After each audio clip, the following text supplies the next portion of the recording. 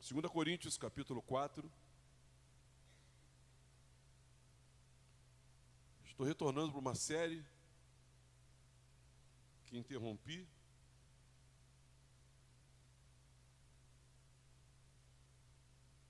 Já pregamos 12 mensagens em cima, essa é a 12ª mensagem em cima de 2 Coríntios. É uma carta desafiadora, tá? É uma carta desafiadora. Que Deus nos dê graça aqui em nome de Jesus. Quem achou, diga amém. Leamos, irmãos. Por isso, não desanimamos. Pelo contrário, mesmo que o nosso homem exterior se corrompa, contudo, o nosso homem interior se renova de dia em dia. Porque a nossa leve e momentânea tribulação produz para nós eterno peso de glória, acima de toda a comparação.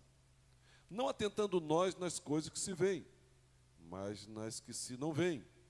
Porque as que se veem são temporais, e as que se não veem são eternas. Vamos orar? Senhor Deus, fala conosco, fala ao nosso coração, dá-nos, Senhor, não somente instrução, informação, mas dá-nos poder para viver a Tua palavra. Dá-nos, Senhor, graça, revela-te, Senhor, a nós, revela as verdades, os tesouros, as riquezas incontáveis que nós temos em Cristo Jesus. Nós pedimos, Senhor, em nome daquele que veio e voltará. Me usa, Senhor, que eu seja instrumento Teu nessa manhã, para edificação, consolação, exortação, através da Tua palavra, em nome de Jesus. Amém. Podem sentar.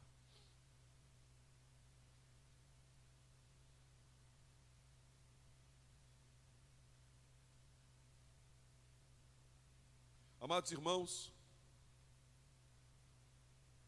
nós, você e eu como cristãos, nós não temos, ou se temos, ela é ínfima, ela é mínima, a ideia do quão rico nós somos. Nós não temos, ou alguns de nós a temos, mas algo muito insignificante, muito ínfimo, da riqueza que em Cristo Jesus, nas regiões celestiais, nós temos. A batalha que vivemos, a batalha que sofremos, ela é sutil, mas ela é intensa, ela é arrojada. Somos alvejados constantemente, irmãos, por pensamentos humanos, naturais e pagãos. E somos esvaziados e destituídos de todo poderio, de toda a potência, de toda a riqueza que nós temos na nossa vida espiritual em Cristo Jesus. A nossa cabeça, como diz o termo, cabeça feita, mas é uma cabeça feita pelo mundo, pela sociedade, pelo naturalismo, pelo pragmatismo, pelo humanismo, pelo hedonismo. E aí a nossa cabeça, irmãos, ela é uma cabeça que deveria ser uma mente cristã. Uma mente cristã. Nós temos o desafio, irmãos, de nós inculcarmos a palavra de Deus até que ela, e meditarmos na palavra de Deus, e meditarmos, até que ela saia da mente, desça ao coração e transforme a maneira de sermos. A palavra de Deus não basta você gravar, não basta você saber, não basta você conhecer, você tem que meditar, você tem que ruminar, você tem que trabalhar ela, até que ela desça ao coração e ela transforme o núcleo, a essência de quem nós somos. Bom, isso não acontece talvez por 2 motivos, são antagônicos. Primeiro motivo é porque nós não lemos a palavra, não conhecemos a palavra, não nos debruçamos sobre a palavra, não investigamos a palavra, não desdobramos a palavra, não descobrimos a palavra de Deus. E aí vivemos numa miséria só. Uma miséria só. Por outro lado, o contrário disso é que nós conhecemos a palavra, mas estamos tão familiarizados à palavra, tão familiarizados ao texto, que ele não diz mais nada para nós. É como na escola, hoje não tem mais isso, mas na época nós cantávamos, antes de entrar, na minha escola nós cantávamos, né, o hino nacional e às vezes o hino da bandeira. A gente cantava por cantar, a gente não digeria aquilo não saía do coração, saía da mente. Aquilo não era uma honra, né, e uma solenidade em respeito à pátria. Aquilo era pro forma, aquilo era um hino. Nós cantávamos o hino da bandeira e cantávamos o hino nacional, mas por cantar. Quando você lê por ler, você conhece o texto, mas aquilo não entrou, não afetou, não maravilhou, não te tornou perplexo, não te tornou consternado com aquela realidade. Ou então, você nem conhece o texto, nem se dá conta do texto. E nós hoje, irmãos, temos a honra e o privilégio de nessa manhã nos debruçarmos em cima de mais um texto muito rico, muito maravilhoso. Primeiro, você sabe que o apóstolo Paulo, ao escrever a segunda carta aos Coríntios, ele faz uma defesa a si mesmo, pois estava ele sendo atacado, criticado por uma liderança falsa, pseudos apóstolos, que diziam que o apóstolo Paulo não era apóstolo verdadeiro, que dizia que o apóstolo Paulo era fraco, que dizia que o apóstolo Paulo tinha argumentos carnais, uma agenda falsa, dúbia, diz que vai, mas não vai, dizia que ele era inexpressivo nas suas colocações, fora acusado, inclusive, de estar pregando um falso evangelho. E Paulo, então, ele entra em sua defesa e começa a defender, não a si mesmo, como quem está preocupado com a sua autoimagem, mas por estar a imagem dele atrelada ao evangelho genuíno. Então ele veementemente, ele ungidamente se coloca em defesa de si mesmo, na verdade, para defender o evangelho. Por isso ele escreveu as cartas segundo aos Coríntios, pois os coríntios estavam sendo persuadidos a acreditarem nessa falácia de que Paulo era tudo aquilo, né, que eles estavam dizendo. E agora nós chegamos ao capítulo 4, versículo 16, e ele diz, por isso. Por isso o quê? O texto que antecede a isso, esse por isso, é quando ele vai falar sobre temos, porém, esse tesouro em vaso de barro, para que a excelência do poder seja de Deus e não de nós. Em tudo somos atribulados, porém não angustiados. E ele vai falar sobre essa relação, perplexos, porém não desanimados. Então, nós de barro, mas temos em nós esse poder. Nós somos vasos de barro, mas em nós está a presença do Cristo, na pessoa do Espírito Santo. Nós somos habitados pelo próprio Deus. Temos esse poder, esse tesouro em vasos de barro. A glória, a excelência não é nossa, a excelência é de Cristo. Nós somos apenas vasos de barro. Ele diz, por isso nós não desanimamos. Mas aqui, mais uma vez, Paulo vai falar sobre 3 coisas que ele não desanima. Mas Paulo, ele não está sozinho nisso. Ele fala como um cristão que milita no Evangelho. E entenda você ou não, queira você ou não, saiba você ou não, você também, tal qual Paulo, é um cristão, diga amém se é, amém? Que está militando no Evangelho. Como disse, irmãos, nós fomos chamados para um propósito. Nós fomos chamados para um propósito. E esse propósito é dele, não é o seu propósito. Você não foi chamado para ser abençoado. Ser abençoado é consequência. Você foi chamado para um propósito, para servir a Deus, para a glória de Deus, para anunciar as virtudes daquele que nos chamou das trevas para a sua maravilhosa luz. Você foi chamado para dar frutos. Você foi chamado para servir a Deus. Você foi chamado para manifestar louvor e glória ao único que é digno de receber. essa mesma glória, honra e poder. Você foi chamado para isso. Então, assim como Paulo era um ministro do Evangelho, era um servo, nós somos servos e estamos a serviço do Rei da Glória. Deus não chamou ninguém para ser plateia. Deus não chamou ninguém para ser auditório. Deus não chamou ninguém para passividade. Todos. Nós vamos batizar, inclusive, alguns que são crianças, 11, 12 anos, vamos batizar. Foram chamados para serem agentes de Deus, usados pelo Senhor, representante do Deus vivo, sacerdócio real, nação santa. Todos nós fomos chamados. Então, o que Paulo fala acerca de si, também cabe a mim e cabe a você também, a todos nós. E o apóstolo Paulo, irmãos, ele fala três coisas. Eu quero resumir aqui esse texto em três coisas. Primeiro, irmãos, Paulo fala que por que ele não desanima? Ele fala que não desanima porque nós experimentamos a vida no meio da morte.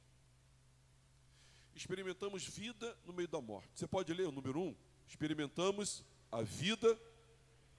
Número 2. Mais forte. Número 3.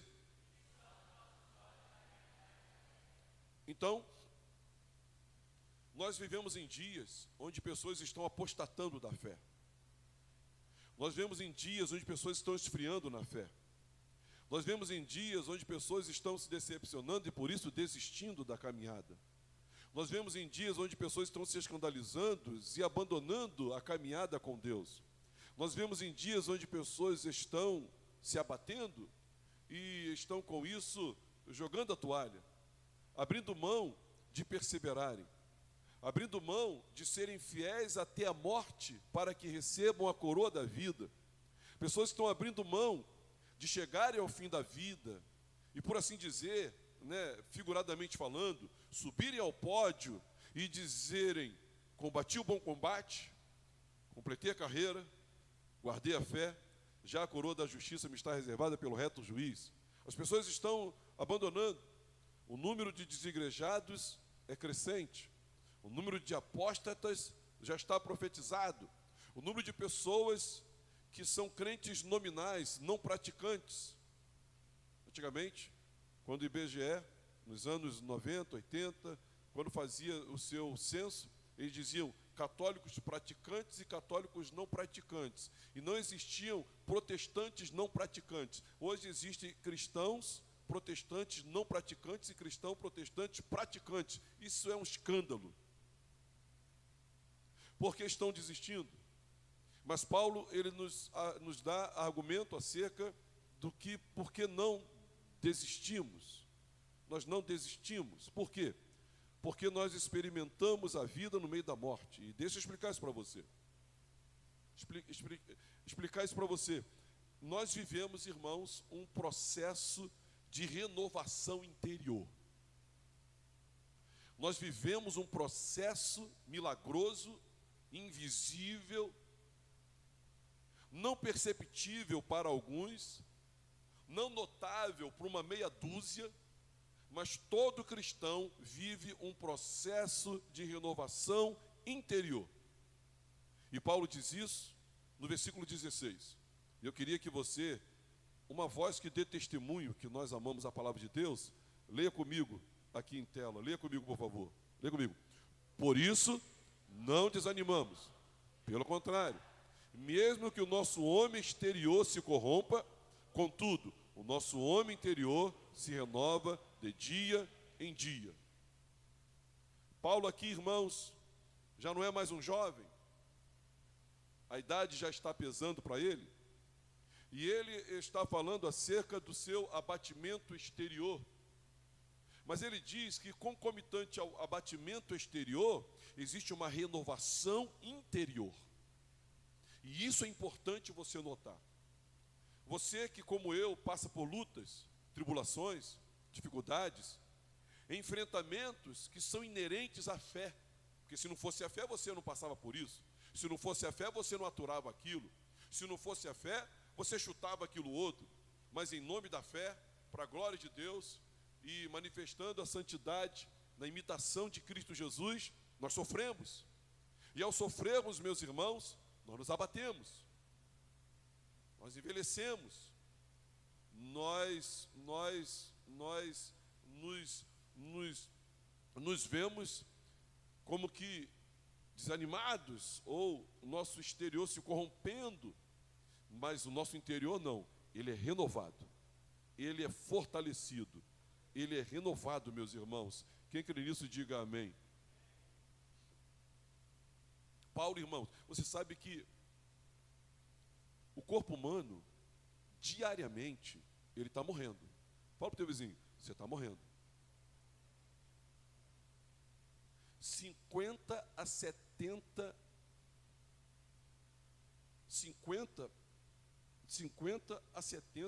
bilhões de células morrem todo dia no seu corpo.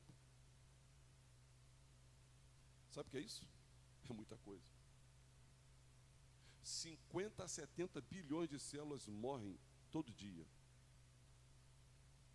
Eles chamam isso de apoptose.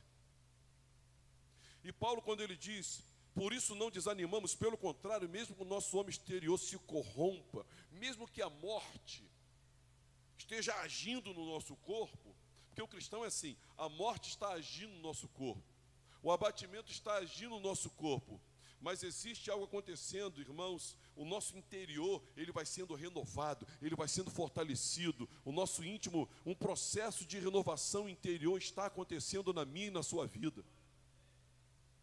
Paulo não está falando apenas de biologia, mas ele está falando da realidade existencial do cristão, do servo de Deus.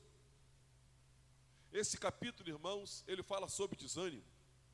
E Paulo, ele começa o capítulo, irmãos, o capítulo 4, se você perceber na sua Bíblia, no versículo 1, ele diz, pelo que tendo esse ministério, segundo a misericórdia que nos foi feita, não desfalecemos. O falecimento.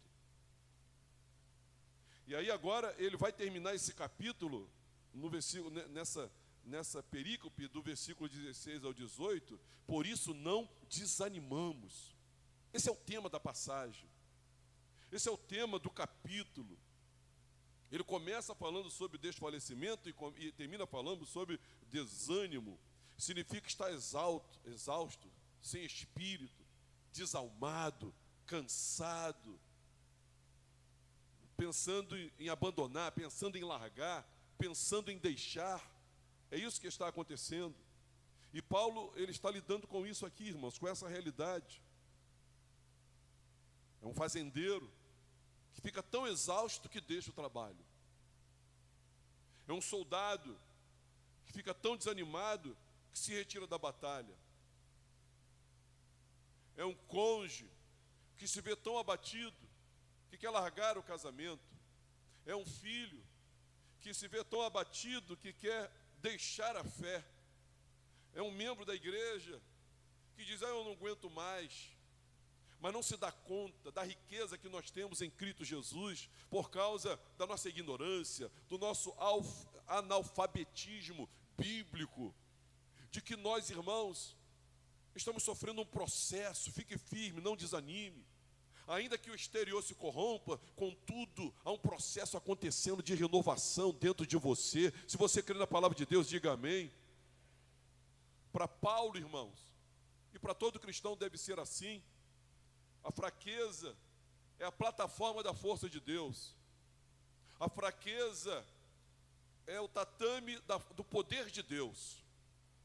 A fraqueza, irmãos, é o palco onde a força de Deus se manifesta. Para Paulo e para todo cristão, o sofrimento, irmãos, é plataforma de projeção para brilhar a glória do nosso Cristo Jesus, nosso Salvador. Mas nós, irmãos, por não vivermos a palavra, não inculcarmos a palavra, não temos a mente de Cristo, pela nossa ignorância, analfabetismo, ou então por sabermos com a mente, mas não desce para o coração, de que, irmãos, nós somos milionários espiritualmente falando.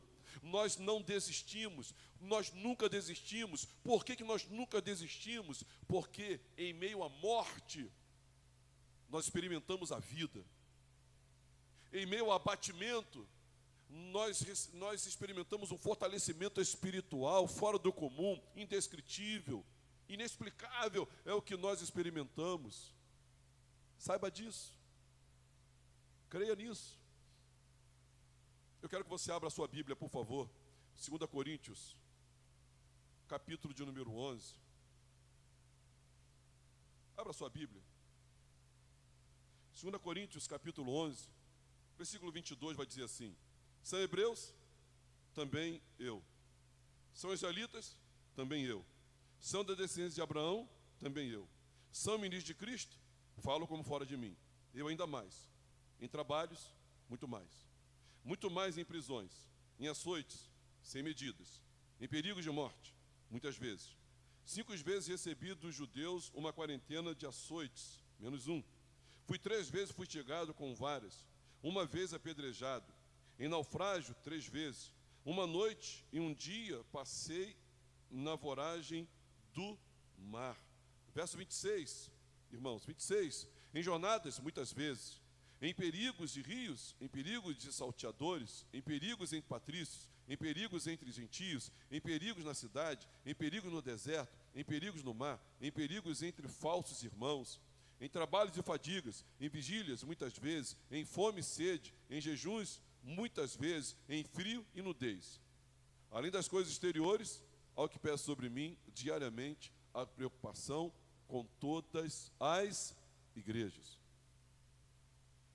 É verdade que você não pode controlar a sua realidade. É verdade que você não pode controlar o que fazem com você, ou que vierem a fazer com você. Mas você pode controlar a resposta que você dá a isso.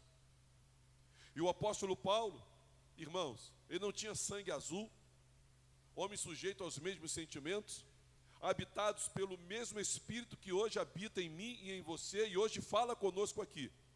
Adorador e servo do mesmo Cristo que eu e você invocamos, a quem adoramos. Ele fisicamente estava enfrentando a morte, mas espiritualmente Paulo estava aproveitando a vida. Repete comigo: enfrentando a morte, aproveitando a vida. Mais uma vez: enfrentando a morte, aproveitando a vida. Eu não sei de que morte eu vou morrer, mas eu já oro por isso. Sabia? Eu oro dizendo: Senhor, quando a morte chegar, que eu não perca a vida. Quando a morte física chegar, que eu não perca a vida, que eu não perca a alegria, que eu não perca a paz.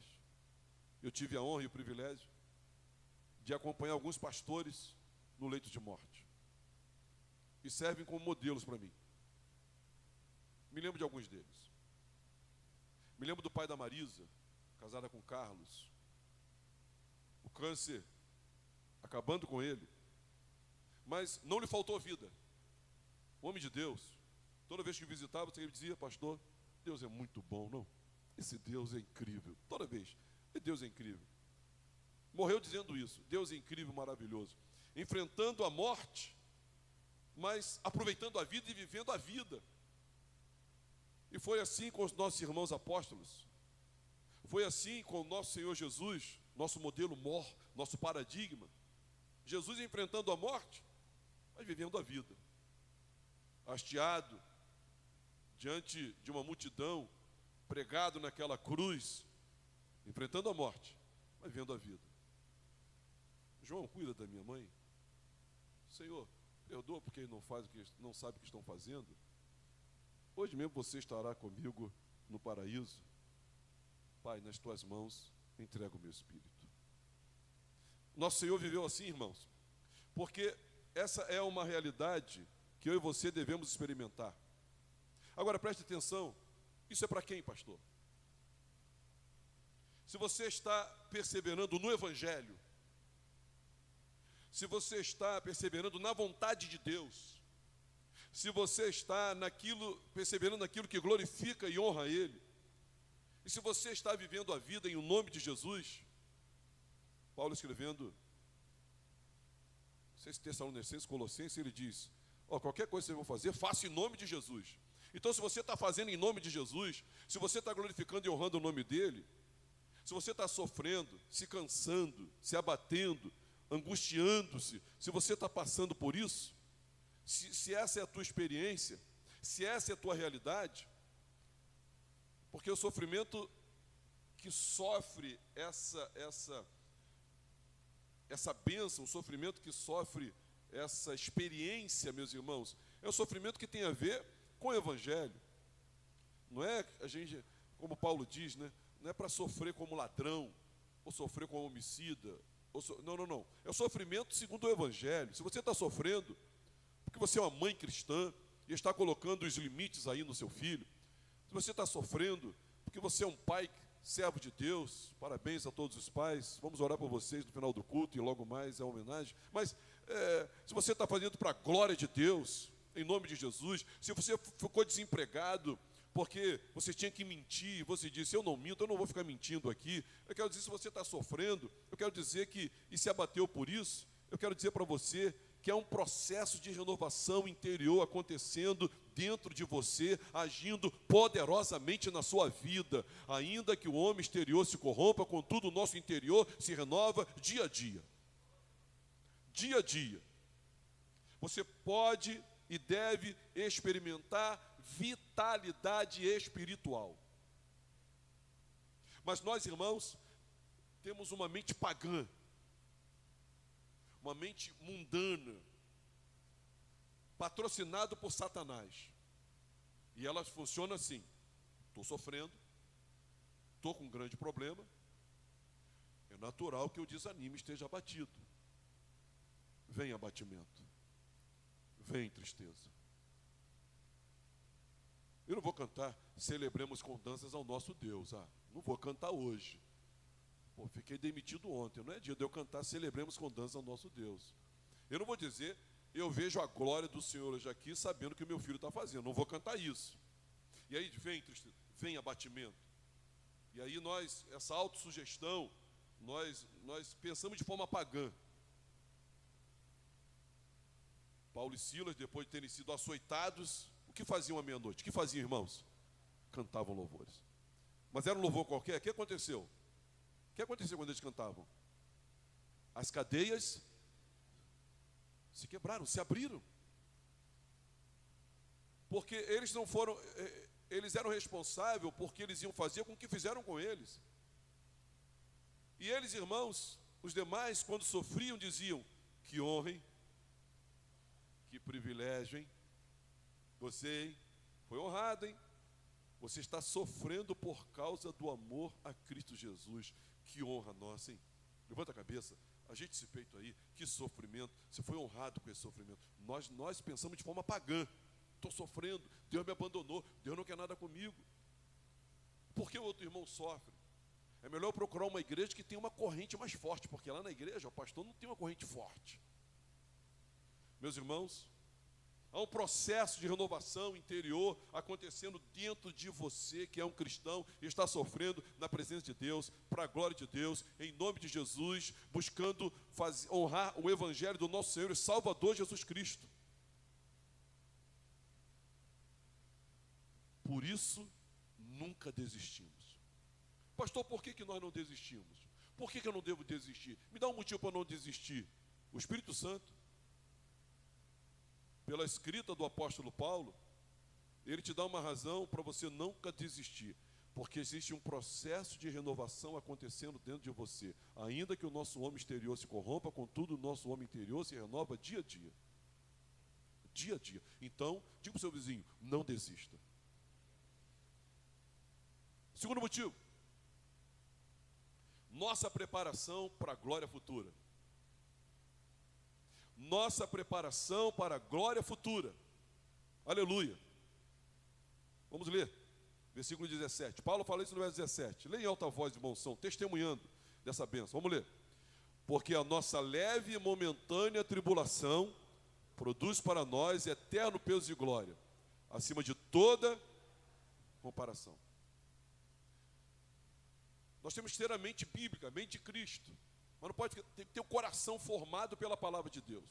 O texto diz para nós, irmãos, como é que nós pensamos? Primeiro nós pensamos que o nosso problema é o pior. Nós pensamos sempre que o nosso problema é o maior problema, é o pior problema. Que ninguém sofre tanto quanto a gente. E nós praticamos essa automisericórdia, esse vitimismo, essa vitimização. Mas isso é demônio que está te ajudando você a pensar assim. É maligno esse pensamento. Satanás está ajudando você a ter essa autopiedade.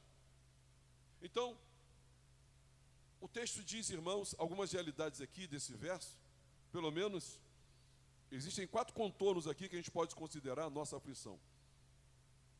Primeiro, não a desconsideramos, ela é real. Eu sei que você passa por aflições, por tribulações.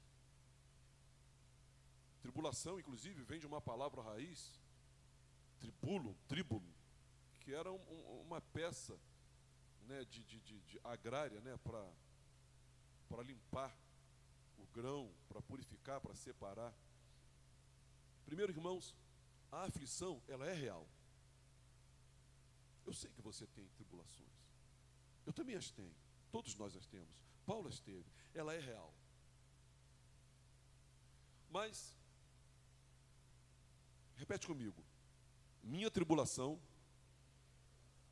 é leve. Pode falar mais feliz? Minha tribulação é leve. Muito leve. Pastor, quem é que tem a tribulação pesada aqui na igreja? Eu sei quem tem tribulação pesada, eu sei. Como é que você sabe que a minha tribulação é leve ou pesada? Depende com o que você está comparando esse peso. Porque é errado comparar o peso da sua tribulação com alguma coisa na sua história do lado de cada eternidade. Toda vez que você compara a sua tribulação com a tribulação de alguém, ou a sua tribulação com qualquer outra coisa, ou pessoa, ou circunstância, do lado de cada eternidade, você está se fazendo muito mal. Muito mal. E aí o peso aumenta. Vamos criar aqui uma analogia de que você tem uma tribulação, que ela tenha, sei lá, 20 quilos. Acho que todos nós conseguimos levantar 20 quilos. 20 quilos. Aí você está muito bem caminhando com a sua tribulação, mas você olha para o lado e vê um irmão, a maioria dos irmãos carregando 10 quilos, e diz, isso aqui é muito pesado para mim. E aí você começa a sofrer, e aqueles 20 quilos se transformam em 100, porque você está comparando a sua vida com quem tem 2. Presta atenção onde eu vou chegar. E aí passa por você um outro irmão, com o mesmo peso, com a mesma altura, com a mesma idade, carregando um peso de 150 quilos. Você olha para ele e diz assim, ué, como é que você está conseguindo carregar isso? Como é que ele consegue carregar isso? É porque ele está comparando o peso dele com a glória que ele vai receber na vida eterna. Ele consegue caminhar com 150 quilos. E você não consegue caminhar com 20 quilos, porque você está comparando com o quê? Então a aflição, ela é real. Todo mundo tem. Mas ela é leve. Dependendo da comparação que você faz. E o cristão foi chamado para não comparar nada do que você passa aqui, a não ser com a glória do porvir. Nada. Nunca faça isso. Ou nunca mais faça isso. Amém, irmãos? Nunca mais faça isso. E aí ela se torna leve. Mas também ela é momentânea. Fala para o teu vizinho, vai passar. Vai passar. Ela vai passar. Olha, ela vai passar, não é para sempre. Eu quero lembrar os irmãos que você não vai viver apenas como eu até os 85 anos. Você não vai viver só até os 85. Nós vamos viver eternamente. Repete, eternamente. E quando a Bíblia está dizendo que vai passar, vai passar. Ou vai passar em algum ano do lado de cada eternidade, ou vai passar assim que você passar para o lado de lá da eternidade. Mas vai passar. Fala para o teu irmão, vai passar. Só que nós temos uma mente segundo apenas esse mundo. Nós temos uma mente até no nosso jazigo, no cemitério, 1 ou 2. ou Jardim da Saudade, qual que você quer? Inclusive, irmãos, se você quiser se candidatar, nós compramos para a igreja um jazigo e não inauguramos ainda. Eu queria tanto tirar uma foto inaugurando o jazigo. Alguém? Mas você não pode comparar nada. Ela é momentânea, vai passar. E Deus sabe a hora certa, precisa de passar. Amém, irmãos? E ainda, ela não é à toa. Eu já passei por uma porção de coisa que eu achei assim, se eu fosse Deus, eu não deixaria eu passar por isso, porque isso aqui não tem nada a ver, não tem produtividade nenhuma, mas não é verdade. Eu quero dizer para você que esse sofrimento, que essa tribulação, ela é produtiva. Ela está produzindo, o texto diz que ela está produzindo, porque a nossa leve e momentânea tribulação produz, ela é produtiva, para nós, eterno peso de glória, acima de toda comparação. Então ela é produtiva, ela é real, ela é leve, dependendo com o que você compara, ela é momentânea e ela é produtiva. Ela é produtiva. Pastor, mas eu nasci com esse defeito. Eu até tento esconder aqui porque eu tenho um defeito e ninguém tem esse defeito. Mas você não tem que comparar, porque lá ninguém vai ter defeito. Você não tem que comparar com nada daqui, porque a sua vida não se limita a esse pequeno espaço de tempo que nós vamos pisar nesse planeta. Tudo vai ser restaurado e glorificado, e nós viveremos perfeitamente, alegremente na presença de Deus eternamente. Então ela é leve, ela é momentânea e ela é produtiva. Então essa aflição presente, ela é uma preparação, uma glória futura. Deus está trabalhando, meus irmãos. Ele disse, eu edificarei a minha igreja. Quando Paulo fala aos Efésios, ele diz assim, maridos, amai vossas esposas como Cristo amou a igreja, e a si mesmo se entregou por ela, para apresentá-la a si mesmo, igreja gloriosa, sem mácula, sem ruga, santa, pura e sem defeito. Deus está embelezando a igreja, Deus está edificando a igreja dele. E as tribulações, ele faz uso delas para isso. Se soubéssemos o que Deus está preparando, irmãos, para cada um de nós, através dos problemas, não nos preocuparíamos, não reclamaríamos ou desistiríamos. Paulo, quando escreve aos Romanos 8,18, ele vai dizer assim, porque para mim, tenho por certo que o sofrimento do tempo presente não pode se comparar com a glória a ser revelada em nós. Há uma glória que vai ser revelada em nós. Nós vamos receber uma glória, nós vamos receber um corpo glorificado, nos méritos de Cristo, obviamente, pelo sangue do Cordeiro, mas é isso que vai acontecer. Portanto, meus irmãos, eu quero dizer, em nome de Jesus, e grave isso, grave essa frase,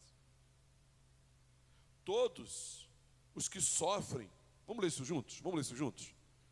Todos que sofrem honrando a Deus, esse sofrimento é uma preparação para a glória futura. Ele é produtivo.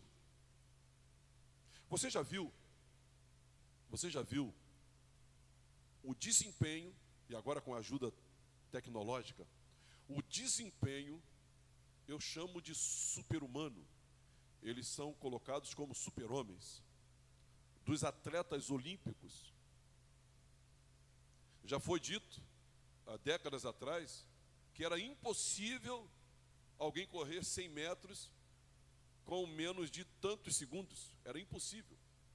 E hoje o homem vai se superando, e cada vez mais rápido, cada vez nada mais rápido, cada vez corre mais rápido, cada vez salta mais alto. Você está percebendo que eles estão se aprimorando e tal. Agora, você já viu o sofrimento da disciplina e do treinamento de um atleta olímpico? Você já viu isso? Você já leu sobre isso?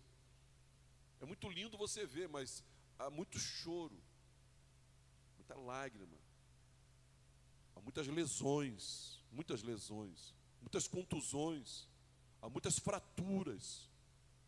Há muitas dores, meus irmãos, muita disciplina para que eles cheguem ao pódio.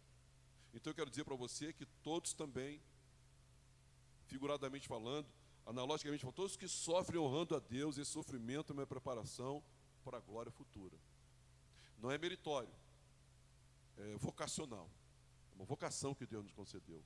Então, diga para o seu irmão, não desista. Deus tem uma glória futura para você. E por último, encerramos.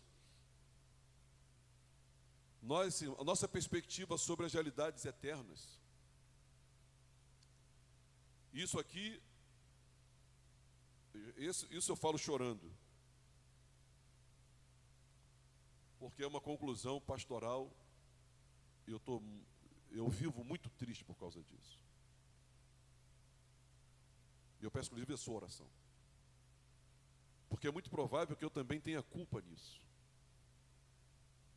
É muito provável que esse púlpito também tenha muita culpa nisso. Mas eu peço a Deus misericórdia. Por que eu falo chorando? Por que eu digo que eu também tenho culpa disso e esse púlpito tem? Porque, irmãos, a nossa perspectiva sobre as realidades eternas, elas são muito pobres, fracas, nebulosas, miseráveis. Pobres, fracas, miseráveis. Os homens de Deus, eu já pregamos isso aqui, eles foram o que foram, obviamente, em primeiro lugar, pela graça de Deus. Pela graça de Deus. Tudo é graça. Repete, tudo é graça.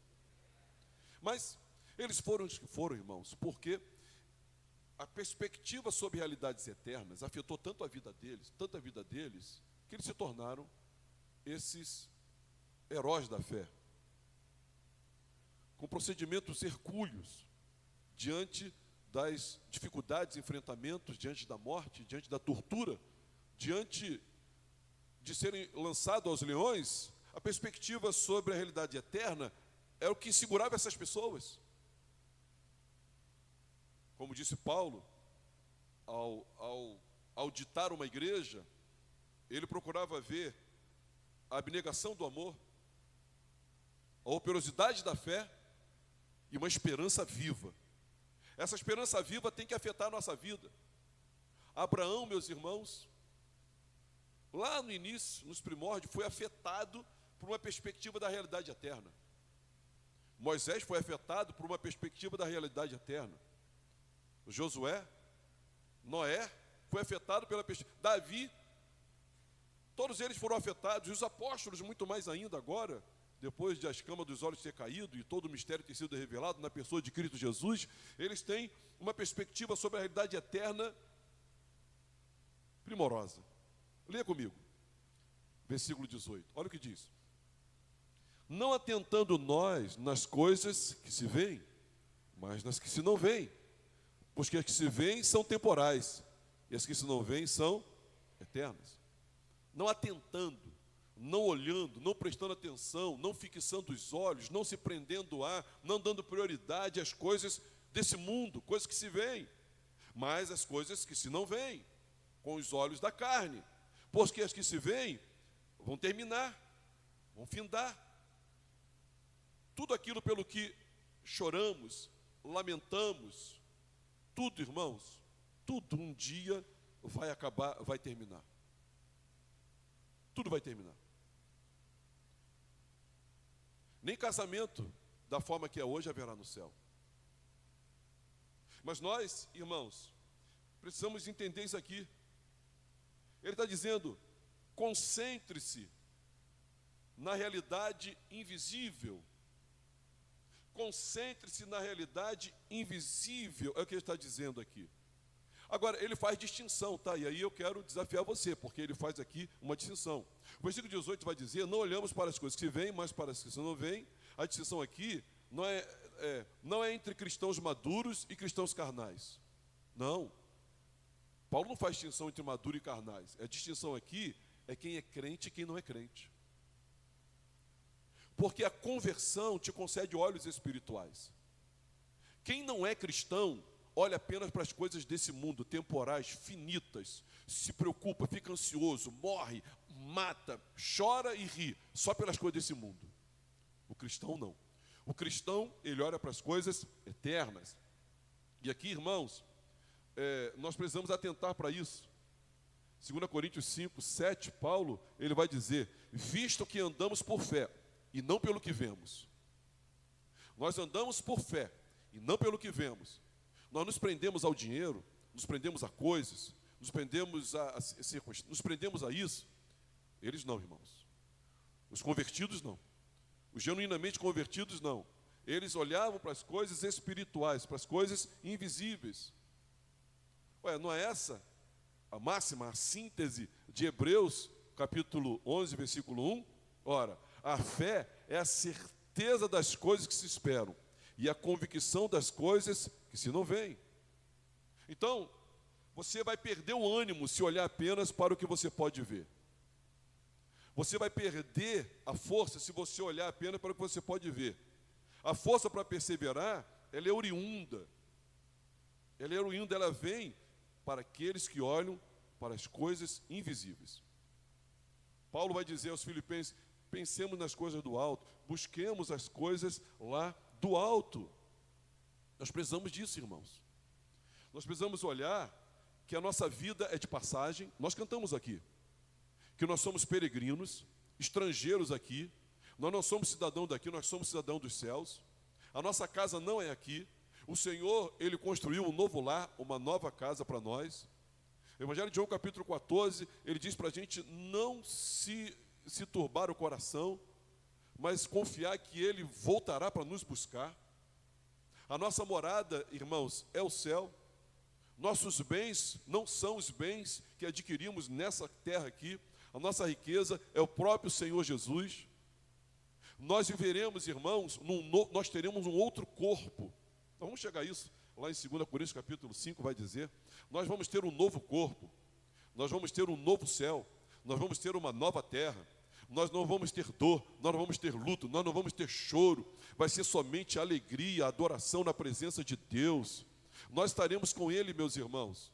Não haverá morte, não haverá assassinato, não haverá inflação, não haverá corrupção. É para lá que nós estamos indo. Nós estamos aqui de passagem. E nós não conseguimos ver com os olhos da carne, mas os nossos olhos da fé precisam contemplar. Mas, sobretudo, irmãos, nós vamos estar diante daquele que é o maravilhoso, o conselheiro, o Deus forte, o Pai da eternidade, a pessoa, o ser mais doce, mais amável, mais santo, mais misericordioso, mais compassivo, mais condescendente, mais, irmãos, glorioso. Nós vamos estar diante dele, é para lá que nós vamos. Nós precisamos ter essa perspectiva de eternidade, porque quando nós olhamos para a eternidade, nós não paramos. Olha o que nos espera. Olha o que nos espera. Se os apóstolos, os mártires, os missionários que tiveram suas vidas ameaçadas em detrimento do anúncio do Evangelho, ou convidados a desistirem, eles olhavam para onde, meus irmãos? Eles olhavam para o bolso, para ver se tinha dinheiro? Não. Eles olhavam para o corpo para ver se tem saúde? Não. O que fez com que esses homens não parassem? Essas mulheres não parassem? Esses jovens não parassem? O que fez com que eles continuassem? Eles olhavam para onde? Eles olhavam para o apoio humano? Não. Eles olhavam para a estrutura da instituição? Não. Para onde eles olhavam? Eles olhavam, irmãos, para a eternidade, para o Rei da Glória. Eles olhavam para Cristo Jesus, nosso Senhor, nosso Salvador. Eles olhavam para o novo céu, para a nova terra. É para lá que eles olhavam. Abraão, irmãos, ele disse que Deus, ele aguardava a cidade cujo arquiteto é o próprio Deus. Moisés, ele queria receber o galardão do que os prazeres transitórios do pecado do Egito. E por aí vai, meus irmãos. Essa passagem, ela está repleta de declarações paradoxais. São declarações paradoxais, porque o eu exterior se desvanece à medida que o eu interior é renovado. Número 1. Número 2, nossa aflição momentânea produz um peso eterno de glória. Número 3, olhamos para as coisas que não são vistas, não para as coisas que são vistas. Então, que se dá aqui? O que está acontecendo aqui? Está acontecendo, irmãos, é o poder do Evangelho agindo na vida daquele que crê. O Evangelho não é somente um poder que te salva e ponto, mas é um poder que vai agindo na sua vida e salvando você de uma vida pagã e salvando você de uma vida sem razão, sem sentido. Então Paulo, como eu e você, apesar das críticas e perseguições, ele continua firme em seu chamado. Então, não pare, não cesse o seu ministério. Acerca da fé em Cristo, mesmo com o corpo físico enfraquecendo, o espírito é renovado diariamente. Saiba disso. Da esperança na glória eterna, Paulo, irmãos, as aflições do presente são passageiras e estão preparando algo muito maior, ou um peso eterno de glória. Da perspectiva espiritual, ele incentiva a olhar para o invisível e eterno, não para o visível e o transitório. Não se esqueça disso, quem olha para o visível, tangível, segundo esse mundo, é o carnal, é o não convertido. O convertido olha para as coisas eternas, invisíveis. Não desistir de nada. Não desista de nada que você está vivendo para a glória de Deus. Pastor, você acha que eu devo desistir daquele curso? Eu não estou falando do seu curso. A não ser que seja um curso que você esteja dizendo, é para a glória do meu Deus. Pastor, você acha que eu devo desistir desse relacionamento? Não sei, a não ser que esse relacionamento seja em o nome de Jesus e para a glória de Deus. Nos contextos, emoldurado pela vontade de Deus. Não retroceder a nenhum propósito que Deus estabeleceu para a sua vida. Se Deus falou, te deu um propósito de vida, e Ele tem um propósito para você, não desista. E eu queria que nós encerrássemos repetindo essas 3 ênfases. Eu queria que você lesse comigo e a gente encerra aqui. Você pode ler? Há um processo. Tem um processo. Fala para o teu vizinho assim, está acontecendo aí dentro. Experimentando vida no meio da morte. Segundo, lê comigo.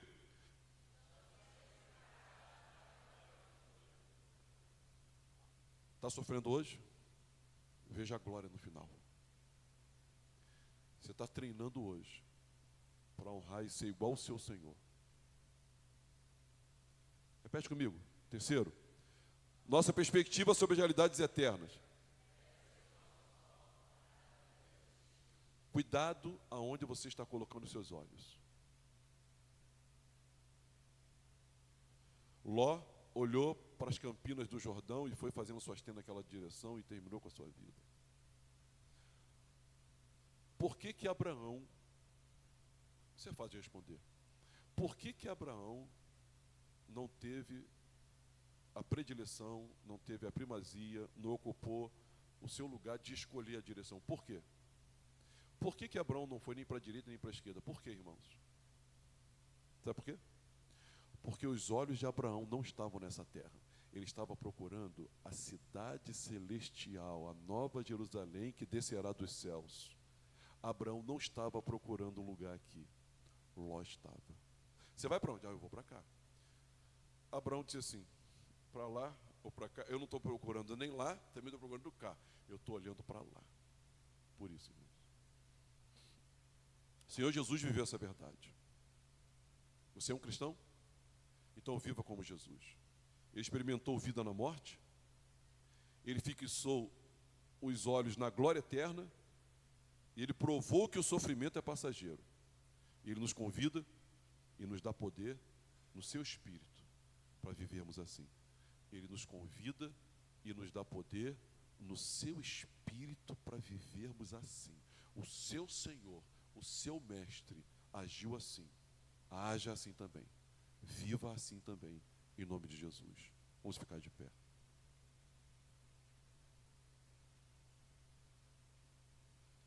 Dê a mão ao seu irmão. Segure firme a mão dele.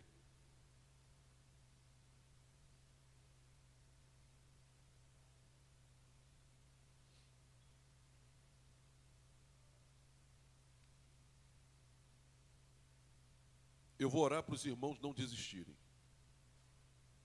E eu peço que os irmãos orem para eu não desistir. E peço ao seu irmão, ore por mim que eu vou orar por você, para a gente não desistir. Por que, pastor, a gente não vai desistir? Porque nós estamos sendo renovados. Ainda que a gente se abata exteriormente, estamos sendo renovados. Por que, pastor, que a gente não vai desistir? Porque a nossa provação, tribulação, ela é leve, momentânea. Ela é real, mas ela é leve. Ela vai passar. E ela é produtiva. Deus está produzindo. Eu não estou gostando muito, não, mas Deus está produzindo. Minha carne não gosta, não, mas eu estou produzindo. Pastor, como é que eu não vou desistir? É só você olhar para a glória. Se você olhar para a eternidade. Ore por mim, eu vou orar por você. Ore pelo seu irmão. Senhor, em nome de Jesus, nós não somos daqueles que desistem. Nós não somos daqueles que retrocedem. Nós não somos daqueles que abandonamos, Senhor. Quem tem posto a mão no arado e olha para trás, não é digno. Não é digno. Senhor Jesus, nós anunciamos a Ti crucificado. Ressuscitaste ao terceiro dia, foste assunto aos céus, reina hoje soberano, à destra de Deus Pai, glorioso, nos preparaste em lugar, e voltarás para nos buscar. Portanto, renova o meu irmão, Senhor, renova essa mulher, essa dona de casa, essa senhora, essa viúva, essa esposa, esse marido, esse profissional, esse jovem que está se mantendo puro, renova essa moça, Senhor, que está se guardando em Ti. Abençoe esse profissional, Senhor. Abençoe esse servo de Deus, esse trabalhador, esse diácono. Abençoa, meu Pai, em nome de Jesus. Há um processo acontecendo dentro dele. Levante a mão do seu irmão.